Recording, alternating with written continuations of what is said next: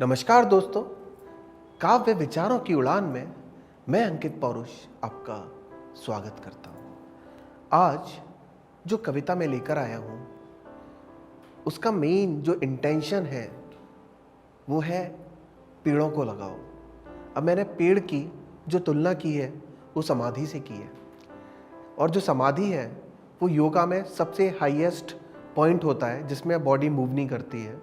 तो अगर आप पेड़ को देखोगे, पेड़ सबके लिए कर रहा है बट वो अपनी पोजीशन पे ही है।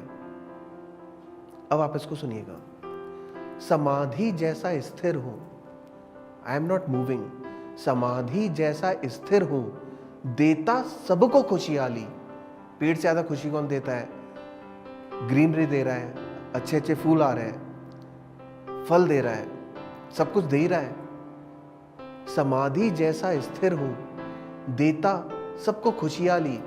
तपती धूप में खड़ा होकर, तपती धूप में खड़ा होकर देता तुमको हरियाली। समाधि जैसा स्थिर हूं। ना कोई जात मेरी, अगर जात बनानी है तो पेड़ की तरह बनाओ। ना कोई जात मेरी, समान हूं मैं सबके लिए।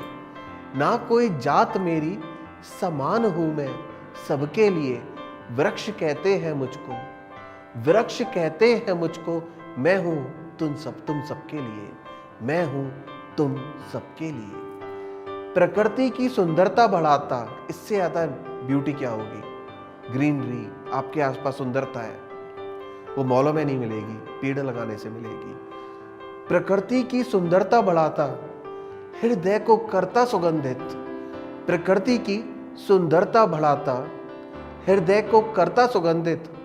हरे रंग की चादर ओढ़े, मैं तुम्हारा जीवन संगीत, मैं तुम्हारा जीवन संगीत। पर फिर भी तुम लाचार हो, पर फिर भी तुम लाचार हो, मनुष्य होते हुए बेकार हो।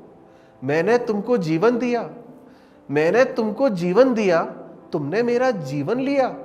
मैंने तुमको जीवन दिया, तुमने मेरा जीवन लिया।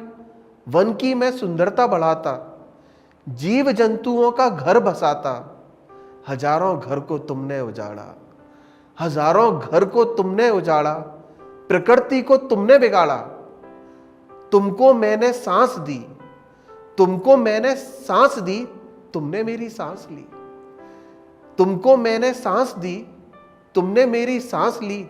अब तुम क्यों रोते हो? अब तुम क्यों रोते हो? पाकर भी तुम क्यों खोते हो? पाकर भी तुम क्यों खोते हो? अब भी तुमको एक अवसर देता हूं। जीवन को साकार बनाओ, जीवन को साकार बनाओ। सब मिलकर वृक्ष लगाओ। जीवन को तुम बचाओ, जीवन को तुम बचाओ। पेड़ लगाओ, पेड़ लगाओ।